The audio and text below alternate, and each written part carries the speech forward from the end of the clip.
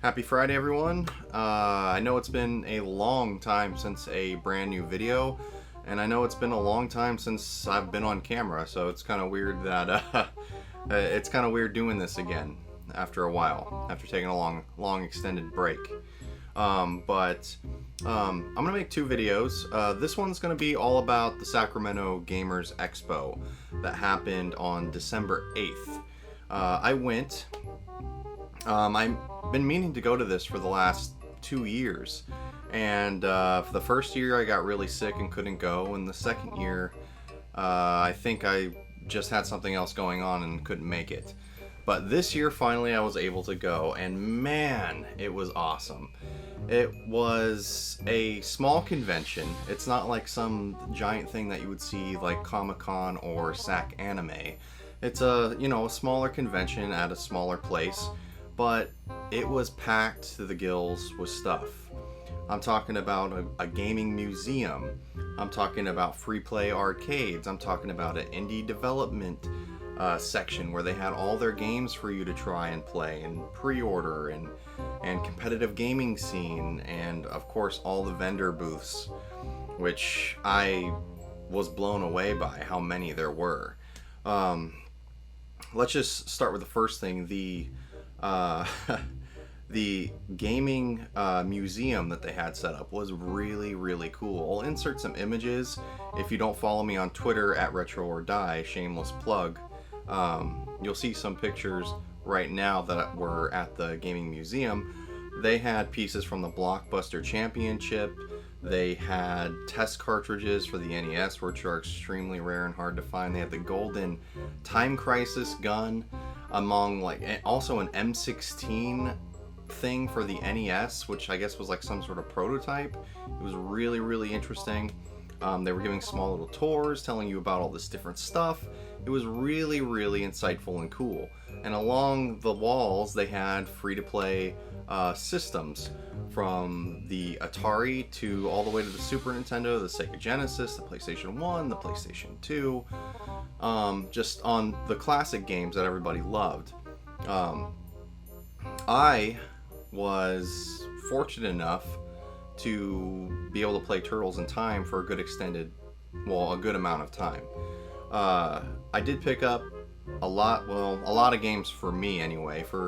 I have not been video game hunting, it seems like, in months. I went to the flea market here and there the last couple months, but walked away with literally me buying a breakfast burrito and not buying any video games, because the flea market seems to still think pricing games higher than eBay is acceptable. So I met some really cool people, but the coolest story about all of this is, I'll explain all the people I met, but the coolest thing is, I was actually not only recognized from YouTube, which is a very surreal experience, being recognized for the content I've created and the channel I've made, people coming up to me and asking me, hey, you're Retro or Die. I watch you on YouTube. I'm subscribed to you on YouTube. I saw you when you came in. Was extremely surreal. And then to have a subscriber who enjoys my content and my channel so much that they drove or took a train all the way from Merced, California, which is really far from Sacramento, all the way there just to meet me and get a picture and just shoot the breeze for a bit. It blew me away, and I can't explain how surreal that kind of experience is when you're having someone face to face with you who watches your channel and expresses to you how much they enjoy your content, how much your content has inspired them, or just given them a better time in their day, or where they were at in that period in time, just uplifted them. It made me feel reinvigorated with the channel, refreshed in a way, because the last video I made, the Hellraiser video, was I thought I was gonna just sail off into the sunset after that video, to be honest. But after this experience, it really did breathe some new air into the channel. But I'll talk about that in my next video. But today, we're going to talk about all the stuff that happened at Sac Gamers Expo. Let's get into the games first. That's what I think a lot of you are here to see. What did I actually get? I first picked up an NES game called Nebs and Debs. It is a indie developed NES game that basically a brand new NES game made from the same build off of Mario 3. It looked extremely cool. They had a kiosk, well, not a kiosk, they had a console there set up for you to play it on, and they had also the game available if you didn't want to buy an NES because you don't collect for NES. They had the available key for Steam for you to buy it. But this is extremely well done. I love supporting indie developers, and I love supporting especially people that are going to create new NES games. I mean, this will be a future game review, most likely. The box is extremely well done. The art, well, I know you can't see it that well, but the art is extremely well done. It comes with a fully colored manual.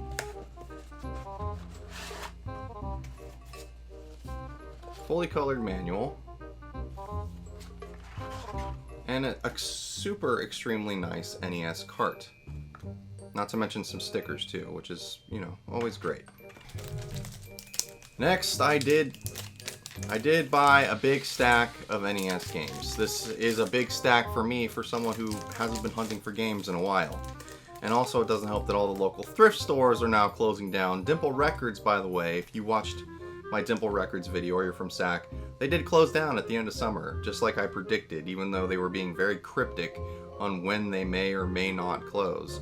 I predicted the end of summer, and boom, it was right away, it was gone. So that's gone. Another thrift store gone. That was next to Dimple Records, which I would get games at. It sucks. So my avenues of finding things are getting smaller and smaller, unless I want to pay high retail, which I don't want to do.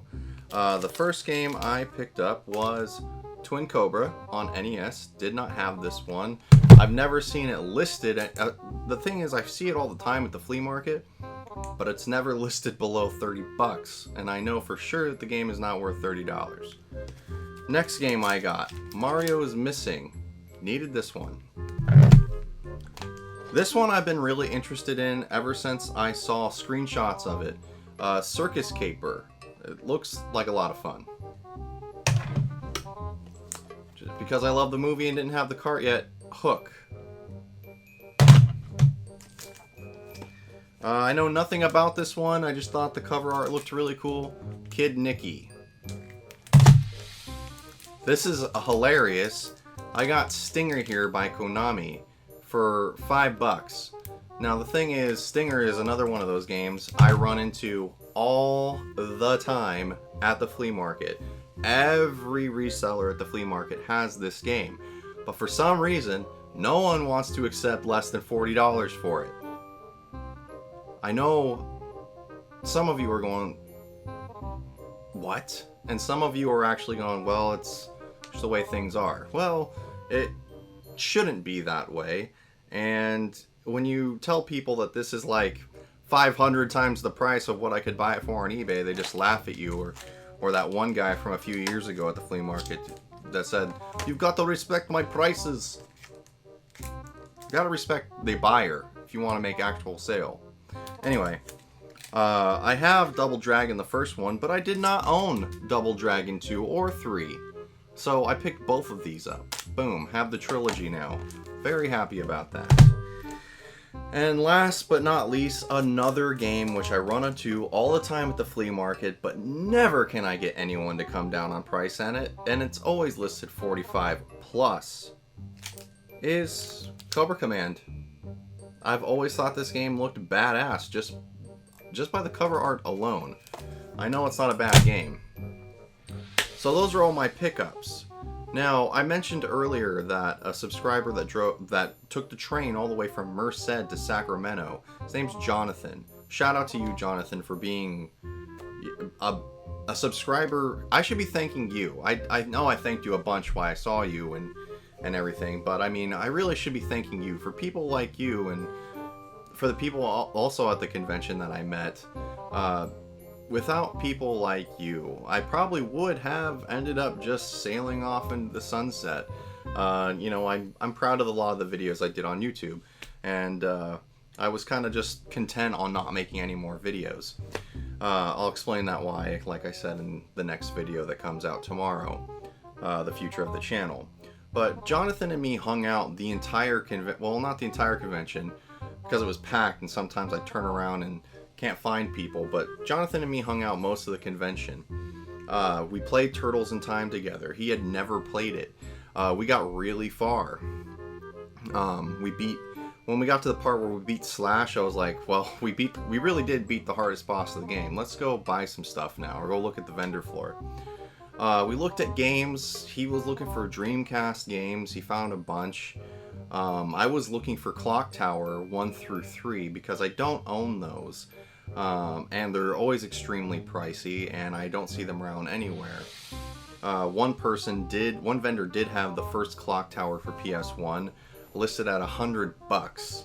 Now, $100 not terrible, is also not great, but it's a convention vendor floor.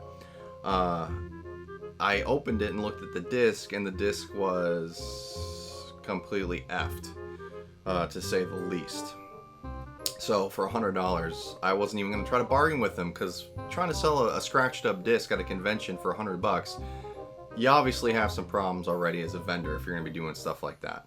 And I don't want to do business with people like that, so I just passed it up. But the thing was, me and Jonathan were walking around, and I saw a game that I didn't have, and I didn't know if Jonathan had ever played it. I was like, hey, have you heard of this? Have you played this game? I know he's heard of it, but have you played it? Like, this is really good. And this price is really good too. I said, just as I've said to myself many times at many conventions, I'm gonna look around first, and I might come back to this later.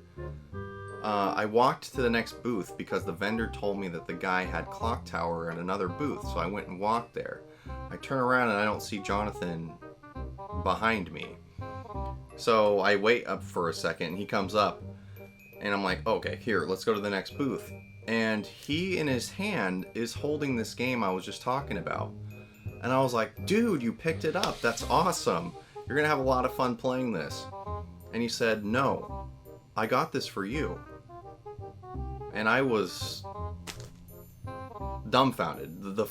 I couldn't even imagine how stupid the look on my face must have been when he told me that, because it blew me away. First of all, because I don't ask anything of people that watch this channel. I don't ask you for money. I do have a Patreon video linked to a Patreon, but I've never pushed it. I've made a Patreon in case people ever wanted to do something like that, but I've never pushed it.